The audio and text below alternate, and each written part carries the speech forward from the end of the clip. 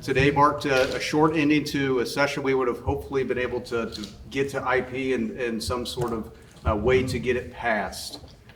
As you see right here, this was at the beginning of session where the majority party came up and said this was the plan all along, to make sure that it was to make it through the process, through the body, and to get passed and put before the voters. But it was quite clear by our Senate Pro Tem leadership that was never the plan. It was always the plan to tank IP from the start. And that's why we started out the filibustering and forcing this to the forefront. We had the votes to bring this before the body for a PQ motion. Senator from the 22nd from Jefferson, Mary Elizabeth Coleman, actually had that in her possession to go to the floor and to invoke the PQ to take it to a vote. She decided to go throw it in the trash and not offer that. So she knew what she was doing and sending it back to the House and in essence killing IP, the number one priority item. It's really disheartening to hear our so-called Republican leaders state that that was not our priority and there was some ambiguity whether or not that was the priority. We all voted unanimously in our caucus that that was our number one priority.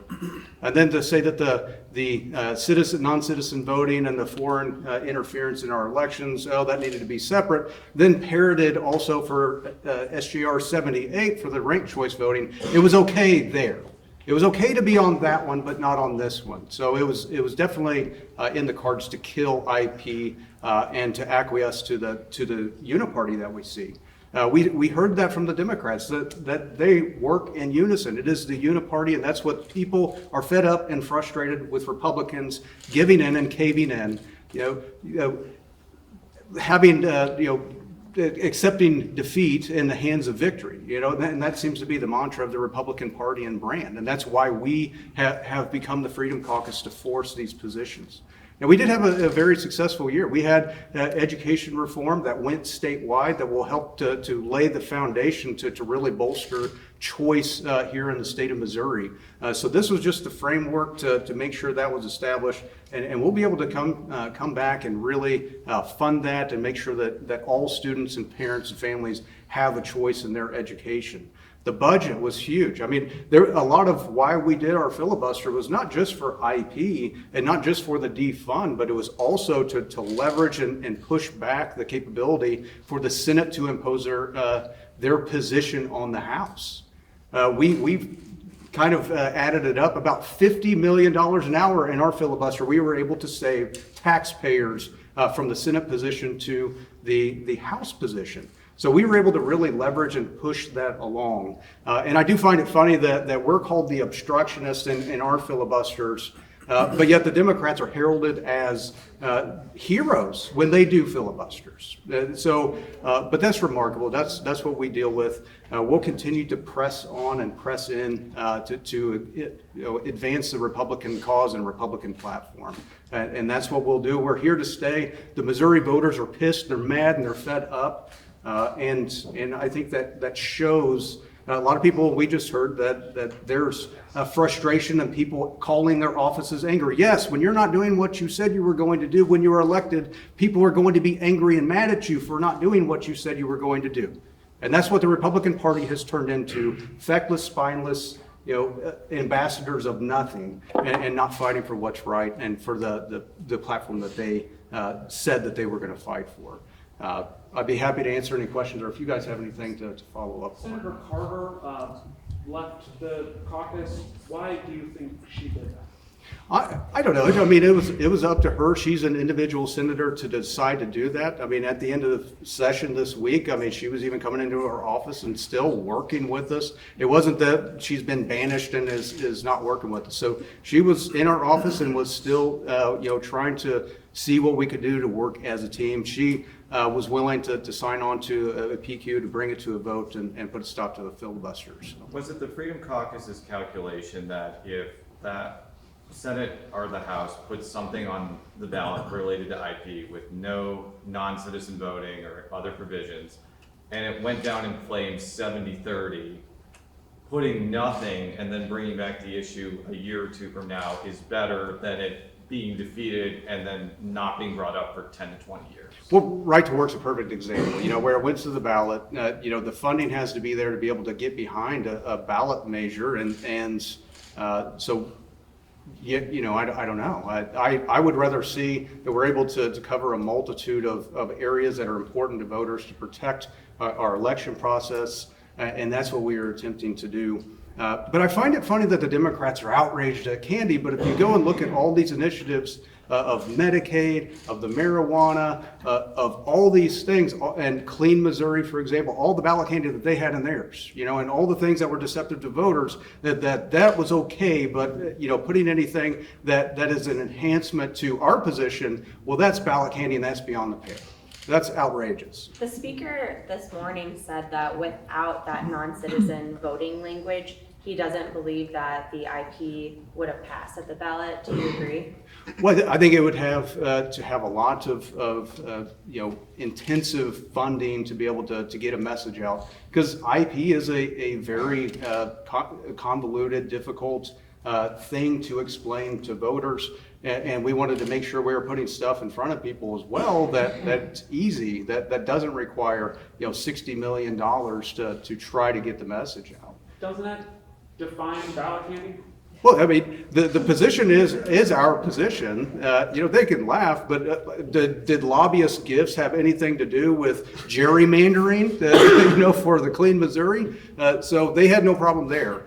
So we want to make sure, as we've seen in numerous other states where non-citizens are starting to vote in local elections, that was not going to occur here in Missouri. It's something that is real and is happening currently in the United States.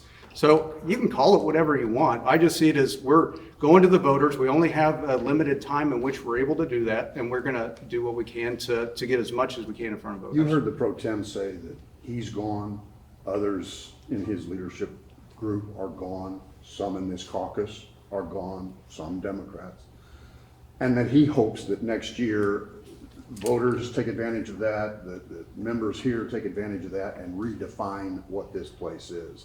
Which begs the question, is this caucus here to stay? Are you the leader of this caucus going forward? And is your agenda at that point the same as it is right now? Absolutely. And I see the voters coming out and speaking in droves. I even see a couple Democrat seats switching over to Republican because that is the will of the voters.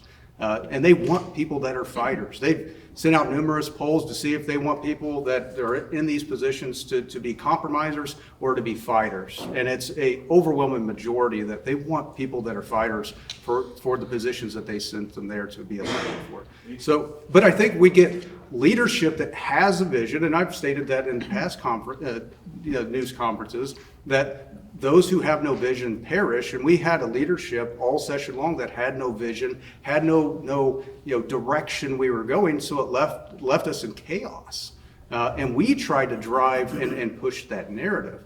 I think if we get leadership that has a vision, has a drive, and is willing to press in on what we believe, we're going to have a lot less division and a whole lot more camaraderie. Now, it may be more partisan, but that's why people have set supermajorities here, and it's not a 50-50 split. You heard Senator Rowden express doubt that if an IP threshold was passed in August, that it would affect the abortion initiative in November. From your speech, I think on Wednesday, you seem to take the opposite view, that by not passing IP, I think you said the blood of the innocents are on their heads. Yeah. I think you might have meant hands, but maybe you meant heads. So you disagree with Senator Rowden. You think that it would affect November, right? Oh, I do. Yeah. Yeah, I mean, the plain reading of the Constitution says it goes into effect 30 days after. So if it was on the August ballot, then that means per the plain reading of the Constitution, it would be in there the first week of September. Now, how the courts would rule on that, I'm sure there'd be lawsuits, and sure there's a chance. Not sure how the courts would rule, but the plain reading of the Constitution says 30 days. I want to talk a little bit about your question too. With Senator Eigel, Senator Koenig, and myself being gone, is with three of the lions, the senior lions of the Senate, what's going to happen next year? And will we still have a Freedom Caucus? The Freedom Caucus is much bigger than us three. It's much bigger than us five right here. It's a movement to stick to the Missouri Republican Party platform and our conservative beliefs. And before us, it was Senator Onder. Before that, it was Senator Schaaf. Before that, it was Senator Crowell. There has always been a conservative contingent of senators here in the Senate. And just because us three are gone, conservative principles and values that are in the Missouri Republican Party platform are going to continue on. And I have a lot of faith, I have a lot of hope in Senator Bratton, Senator Schroer, and some of the new crop of senators that are coming in, including some of the current senators that are here. You know, we saw Senator Ben Brown step up and lead a very courageous charge in order to try and get IP reform. You know, we talked about Senator Jill Carter. Senator Jill Carter is still a friend. She's still a friend of the conservative movement, and she's still a friend to us, and we would love to have her back, you know, as part of the group. And unfortunately, she decided that wasn't for her, and that's fine. But the door is always open, and the door is always open to her as well as other conservative senators to come back, fight for freedom, fight for liberty, fight for the Missouri Republican Party platform. So Missouri, the Freedom Caucus is much bigger than any of us, and I have absolute, complete faith that many senators are going to step up next year. For whoever wants to answer, to what extent, if any, do you think the Freedom Caucus's approach to this session meant that at the critical moment this week, during the filibuster, that you did not have the relationships with your colleagues to be able to successfully PQ in debate by the Democrats? So let me make sure I understand your question Well, correctly. The pro tem and the Democrats have kind of insinuated or said earlier that essentially there was a sense that we're not going to let the bullies win this time, and so there was not internal unity within the caucus to be able to PQ the Democrats in debate. You know, for the entire session, this has always been about policy for us. It's always been about passing Republican policy priorities. Our contention, our concern has always been that there weren't enough folks elected under the Republican brand that were willing to do what was necessary, whether it's push legislation through committee, whether it's take the right votes, whether it's consider a PQ when necessary. And ultimately, our concerns were very founded because as we found out this week, there were not a sufficient number out of 24 Republicans. There were not a sufficient number, including Republicans in critical positions, pro tem, who instead of giving the Senate one last shot today to pass the most important Republican priority, instructed the Secretary of the Senate to just not accept messages from the House. Missourians will remember that as one of the most cowardly acts to occur in this building for some time. The handler of SJR 74, when presented with an opportunity to get a vote, I mean, we can't control the outcome of the vote maybe, but we could have gotten a vote and we could have seen in front of all 6 million Missourians how this was going to turn out and where everybody stood. But at the moment, that critical moment, she turned away. And I'll tell you, I still have confidence that Missouri didn't become any less pro-life as a result of the failures on the Senate floor. So folks that are hearing me right now, don't be afraid of the message that is going to be put out, whether it's through the media or digital social media over the next few months, saying that this fight against the abortionist culture of death is just not something we can win. We can win. We've been winning that fight for 2 decades in this state. And I think that a lot of folks, no matter how many failures we see from all these politicians, I think a lot of folks are going to be surprised a whole bunch, whether it's in both August of this year or November of this year. I'm excited. Going You off said of that, you know, the focus has really been about policy this year, but you're, you know, talking about your colleagues calling them cowardly and feckless. Can you maybe talk about some of the dissonance between your stated ideals and kind of how you approach things? Because when you say, whether it's in front of the caucus, whether you say it's in public, that your #1 priority is to pass something that Republicans have been talking about for years, but when it comes to that moment of truth where you have an opportunity to act and you don't do it, I'm not using a word that doesn't actually apply here. There's a meaning behind the word coward. There's a meaning behind the word feckless. And these words fit those Republicans that failed in their mission this week.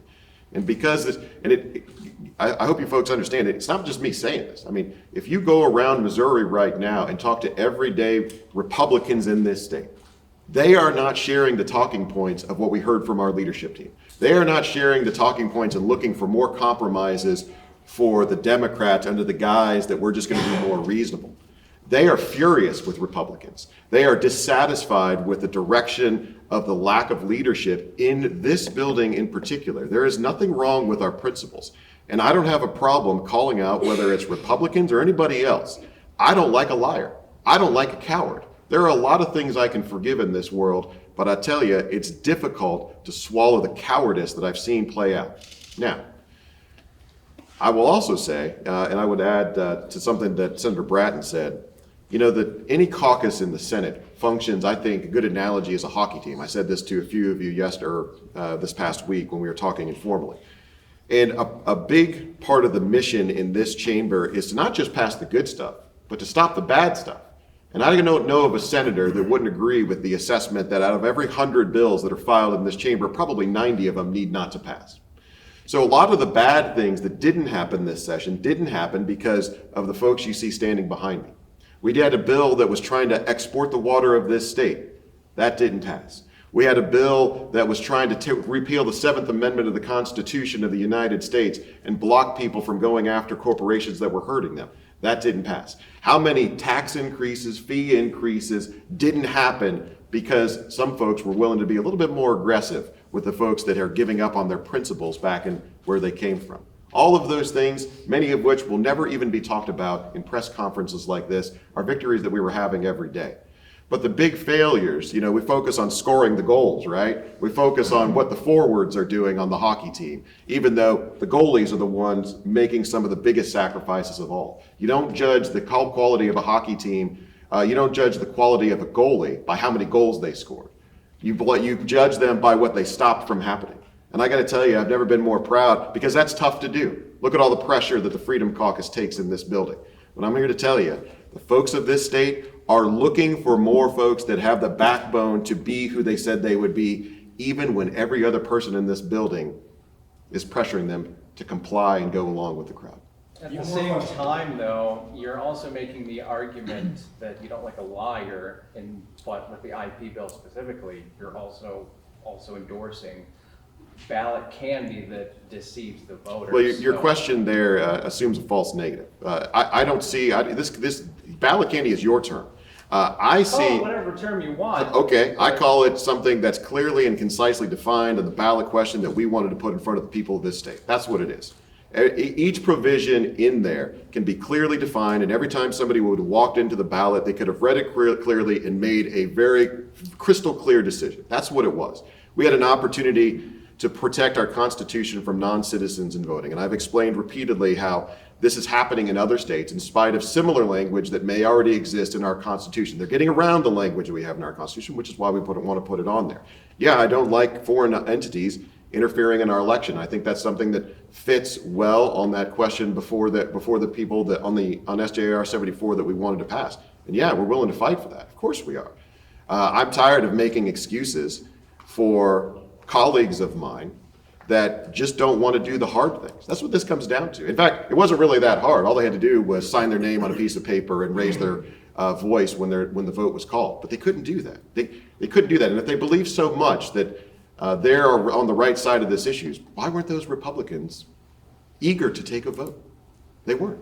They hid. We will end this session, and we didn't get a vote on moving the previous question. Didn't get a vote because they're afraid. They know that the public, the Republican public that sent these supermajorities to the city, agree with the 5 individuals talking to you now, not the soft Republicans that are blaming everyone but themselves. Can I ask What really role is the quick? Freedom Caucus going to have in a potential special session on a supplemental budget, and when should that happen? My goodness, we didn't spend enough money? We've doubled the state budget and we haven't spent enough money? I tell you what, if there's the idea that we need to spend more money in this state for the departments to make their ends meet is telling me that we have had a monumental failure in the chief executive's office. How is it he can double the state budget and still be talking about the need for supplementals?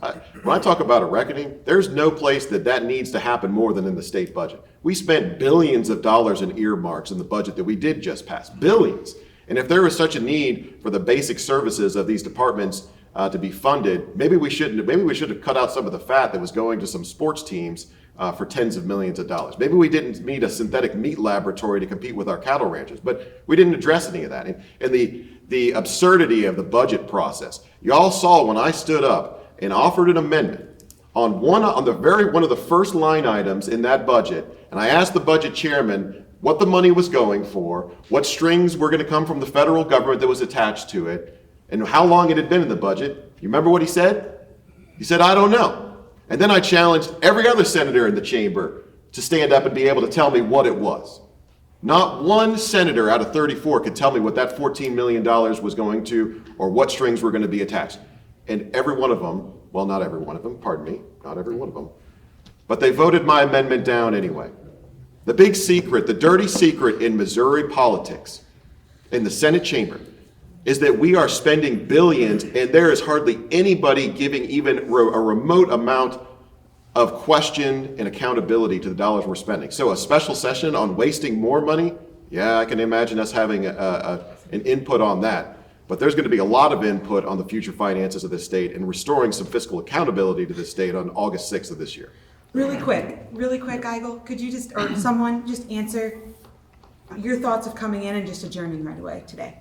So I'll say this, I actually mentioned to Senator O'Loughlin that I didn't have, and there were no amendments, there were no excitement planned. I actually just wanted to take an opportunity to thank my staff, which I'm going to go ahead and do now. Sherry has been with my office for a year, and even before that, she has been fantastic as our legislative assistant. Jacob Scott, many of you know, is around the building. He was my chief of staff for 7 years. Jacob, wherever you are, don't worry, no one will remember that, so it'll be okay. They were fantastic. I wanted to thank my family for supporting all of my time down here in Jefferson City. Of course, I think many of you know I had a daughter graduate high school this week, and my son graduated from Navy Basic, so we've missed a few things, and that's okay because the fight's worth it. But I just wanted to say a few thank yous. I think that there's a little bit of tension in the chamber, so Senator O'Loughlin made the decision that she did. I respect that. That's okay. We'll move on from here. Anything else about? Yeah, I wanted to say the same thing. I didn't have any amendments. I just wanted to say some final goodbyes and thank yous. My legislative assistant, Kelly, is retiring this summer, and so this will be the final time that I would get to say thank you to her, as well as my chief of staff, Amanda, my wife, Michelle, who's here today. The final time that she was going to be here. My mom was actually on her way down, and unfortunately, we went in and adjourned. So this was a final stab in the back, in my opinion, by our Republican leadership, who had already said goodbye to their staff earlier this week, but did not give us seniors a chance to recognize our staff, some of which are retiring, and recognize our families. So, Michelle, thank you. Do you have any comment of what Searpoy did yesterday with that amendment? Any of you? No, I don't have any comment. Senator Searpoy and I are roommates and been roommates for 10 plus years. I will just say that he decided he was not going to stay in the apartment last night, so that was probably very appropriate. But with Senator Searpoy, he's continued to vote along with the Uniparty, and I know a lot of his constituents are fed up and very frustrated with his voting record. And I'm not going to comment on what he did yesterday. I think that it was a very hollow move and something that he did not come to me and tell me that he was going to do beforehand. And when I asked him to talk about this issue after he'd offered the amendment, he emphatically declined to have a conversation with me. So Are you I heard considering you had hiring spoken a to new him in the attorney halls. in that case? So, you had spoken to him in the halls, though. What was that conversation like? I just said, hey, I'd like to have a conversation with you, and if you would like to move out of the apartment, I'll be glad to help you pack. All right, thank you. Thank you.